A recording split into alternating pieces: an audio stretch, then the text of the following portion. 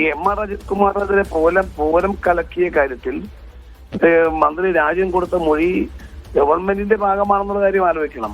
ഈ ക്യാബിനറ്റിൽ രണ്ടാമനാണ് രാജൻ, റവന്യൂ മന്ത്രിയാണ്. രാജനും ഞങ്ങളൊക്കെ തൃശ്ശൂർ പൂരം കണ്ടു നിന്നിരുന്ന ആളുകളാ, പൂരപ്പറമ്പിലുണ്ടായിരുന്ന ആളുകളാ, ഈ രാത്രിയും പൂരപ്പറമ്പിലുണ്ടായിരുന്ന ആളുകളാ. അന്ന് ഞാൻ സിറ്റിംഗ് MP ആണ്. നമ്മൾ വിളിച്ചിട്ടൊന്നും എം.ആർ. അജിത് കുമാറിന്റെ ഫോൺ സ്വിച്ച് ഓഫ്, ഫോൺ എടുത്തില്ല. മന്ത്രി വിളിച്ചിട്ട് ഫോൺ എടുത്തില്ല, ഒരു പ്രതികരണവും ഉണ്ടായിരുന്നില്ല. അതിനർത്ഥം എന്താ? ഇതിനകത്ത് പൂരത്തിന്റെ സെക്യൂരിറ്റി സുരക്ഷാ ചുമതലയുണ്ടായി. അവിടെ വന്ന് ക്യാമ്പ് ചെയ്ത ADGPയും മൊബൈൽ ഓഫ് ചെയ്ത് വെച്ചു എന്ന് പറഞ്ഞാൽ പ്ലാന്റ് സ്റ്റോറി അവിടെ ബിൽഡപ്പ് ചെയ്തിട്ടുണ്ടായിരുന്നു. അപ്പൊ ADGPക്ക് അറിയാം ആ സ്റ്റോറിയുടെ ഭാഗമായി ഇഷ്യൂസ് ഉണ്ടാകും. ഇഷ്യൂ ഉണ്ടാകുമ്പോൾ സ്വാഭാവികമായും മന്ത്രിയും MP-യും MLA-മാരും ഉൾപ്പെടെ ജനപ്രതിനിധി ഉൾപ്പെടെ വിളിക്കും. ഇടപെടേണ്ടി വരും. ഇടപെട്ടില്ലെങ്കിൽ ആ നേരത്തെ വലിയ പ്രക്ഷോഭം ഉണ്ടാകുമെന്ന് അറിയാം. മനഃപൂർവ്വം ഫോൺ സ്വിച്ച് ഓഫ് ചെയ്ത് വെച്ചു. ബഹുമാനപ്പെട്ട മുഖ്യമന്ത്രിയോട് പറയാനുള്ളത്, DGPയുടെ റിപ്പോർട്ട് ശരിവെച്ച് മുഖ്യമന്ത്രിക്ക് ഇപ്പൊ ഇതാ ആഭ്യന്തര വകുപ്പിന്റെ additional chief secretary Vishwanath Sinha report നൽകിയിരിക്കുകയാണ്. ഇതിന്റെ അടിസ്ഥാനത്തിൽ എം.ആർ. അജിത് കുമാറിനെ സർവീസിൽ നിന്നും സസ്പെൻഡ് ചെയ്യണം, നടപടി സ്വീകരിക്കണം. പൂർണ്ണമായും അദ്ദേഹം കൃത്യവിലോപം നടത്തിയിരിക്കുകയാണ്.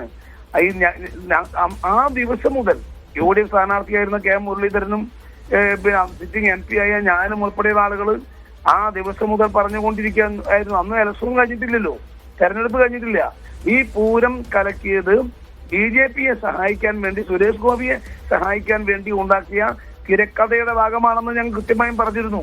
അതിന് എം.ആർ. അജിത് കുമാർ RSSന്റെ 2 നേതാക്കന്മാരുമായി നടത്തിയ ചർച്ച, ആ ചർച്ചയിൽ ഉണ്ടാക്കിയിരിക്കുന്ന ഒരു സ്ക്രിപ്റ്റ് ഉണ്ട്. ആ സ്ക്രിപ്റ്റിൽ തൃശ്ശൂരിന്റെ സെന്റിമെന്റ്സ് ആണ് തൃശ്ശൂർ പൂരം എന്ന് പറയുന്നത്. അത് ഹിന്ദു മുസ്ലിം ക്രിസ്ത്യൻ ബാധകമല്ല, എല്ലാവരുടെയും വൈകാരികതയാണ് തൃശ്ശൂർ പൂരം. ആ പൂരപ്പറമ്പിൽ ഉണ്ടായിരുന്ന ആളുകളാ എന്നെ പോലുള്ള ആളുകൾ. ഞങ്ങൾക്കറിയാം ആ സമയത്ത് ഞങ്ങളുടെ ഒക്കെ അടുത്ത ആളുകൾ തട്ടിക്കയറുകയാണ്. എന്തുകൊണ്ട് ഈ പൂരം ഇങ്ങനെ കറങ്ങി പോലീസ് ഇങ്ങനെ ചെയ്യുന്നു? അവിടെ ഉണ്ടായിരുന്ന സിറ്റി പോലീസ് കമ്മീഷണർ ജനങ്ങളെ മേൽ തട്ടിക്കയറുന്നു, ജനങ്ങളെ കയ്യേറ്റം ചെയ്യുന്നു, ജനങ്ങൾ തടഞ്ഞു നിർത്തുന്നു. ഇതെല്ലാം കണ്ടുകൊണ്ട് നിൽക്കുമ്പോൾ ഞങ്ങളെ പോലുള്ള ആളുകൾ നിസ്സഹായരായി നിൽക്കുന്ന സന്ദർഭത്തിലാണ് ഈ ഇത് പരിഹരിക്കേണ്ട ആരാ? അവരുടെ ഉയർന്ന ചുമതലയുള്ള എം.ആർ. അജിത് കുമാറാണ്. ADGP അദ്ദേഹം മിണ്ടുന്നില്ല. അപ്പൊ സിറ്റി കമ്മീഷണറായ അങ്കിത് അശോകിന് അവസരം ഉണ്ടാക്കി കൊടുത്തു.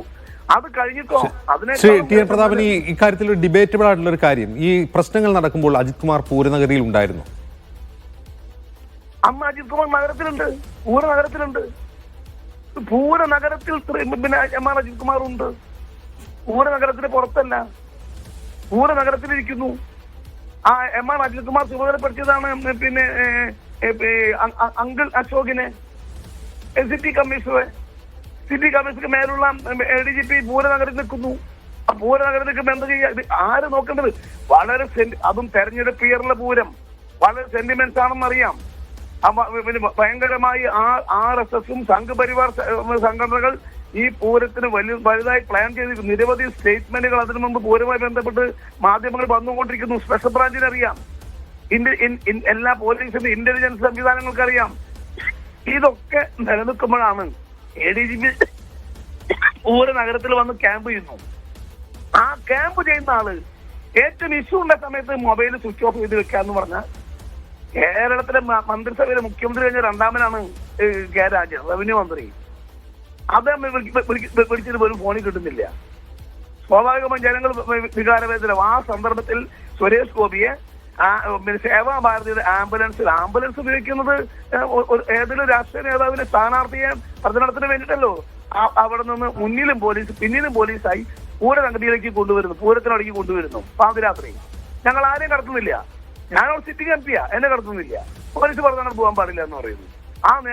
ആ സന്ദർഭത്തിലാണ് ഈ BJPയുടെ സ്ഥാനാർത്ഥിയെ പൂരത്തിനവിടേക്ക് കൊണ്ടുവരുന്നത്. അദ്ദേഹം വന്ന് പോലീസിനോട് സംസാരിക്കുന്നു, ശാന്തമാക്കുന്നു.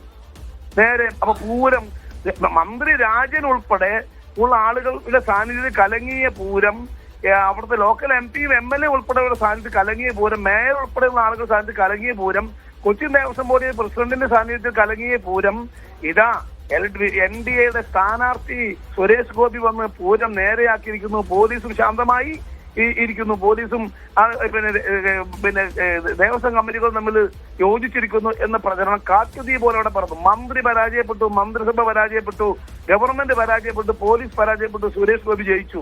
ആ നിമിഷത്തിൽ കാട്ടുതീ പോലെ ലക്ഷക്കണക്കിന് ആളുകളിലേക്ക് അതിങ്ങനെ വൈദ്യുതി തരംഗം പോലെ പ്രവഹിക്കുകയായിരുന്നു. അതായിരുന്നു പ്ലാൻ. ആ പ്ലാനിന് സൂത്രധാരകനായ ആളാണ് ADGP MR അജിത് കുമാർ. ഇപ്പൊ അദ്ദേഹത്തിനെതിരെ റിപ്പോർട്ട് ആഭ്യന്തര വകുപ്പിന്റെ അഡീഷണൽ ചീഫ് സെക്രട്ടറി വിശ്വനാഥ് സിൻഹയ്ക്ക് കൈമാറിയിരിക്കുന്നു. മുഖ്യമന്ത്രിക്ക് റിപ്പോർട്ട് കൊടുത്തിരിക്കുന്നു. ഇനിയെങ്കിലും മുഖ്യമന്ത്രി ഈ കാര്യത്തിൽ ഇത് അടയിരിക്കാൻ നിൽക്കരുത്. ഇതിന്റെ അടിസ്ഥാനത്തിൽ നടപടി സ്വീകരിക്കണം. ഈ ആ സർവീസ് നീക്കം ചെയ്യണം. അല്ലെങ്കിൽ ഞങ്ങൾ പറഞ്ഞത് കൃത്യമാണ്. RSSഉം CPM-ഉം തമ്മിലുണ്ടാക്കിയ ഒരു അന്തർധാരയുണ്ട്. PS സുനിൽകുമാറിനോട് ചോദിച്ചറിയാം, സ്ഥാനാർത്ഥിയോട്. അവിടെ LDFന്റെ കോട്ടകളിൽ എങ്ങനെ വോട്ട് പോയി, കേഡർ വോട്ട് പോയി. ഞാൻ ഈ തെരഞ്ഞെടുപ്പിന്റെ പ്രചരണം കൊടുമ്പിരി കൊണ്ട സന്ദർഭത്തിൽ പറഞ്ഞു, CPM-ന്റെ ഒരു ബൂത്തിൽ നിന്ന് 100 കേഡർ വോട്ട് BJPക്ക് കൊടുക്കാൻ വേണ്ടി കൃത്യമായും ഇന്റിമേഷൻ പോയിട്ടുണ്ട്. ഞാൻ തൃശ്ശൂർ പ്രസ് ക്ലബിൽ പത്രസമ്മേളനം നടത്തിയ ആൾ, അന്നത്തെ സിറ്റിംഗ് MP എന്ന നിലയിൽ. എന്നെ അന്ന് PS സുനിൽകുമാറും CPIയുടെ ജില്ലാ സെക്രട്ടറിയും CPM-ന്റെ ജില്ലാ സെക്രട്ടറിയും ഒക്കെ എന്നെ ആക്രമിച്ചു. ഞാൻ ആവർത്തിച്ച് പറഞ്ഞു. ഇത് തന്നെ KM മുരളീധരൻ പറഞ്ഞു. ഒരു ബൂത്തിൽ നിന്ന് CPM-ന്റെ കേഡർ വോട്ട് 100 വോട്ട് പിന്നെ സുരേഷ് ഗോപിക്ക് മറിച്ചു കൊടുക്കാൻ തീരുമാനിച്ചിട്ടുണ്ട്.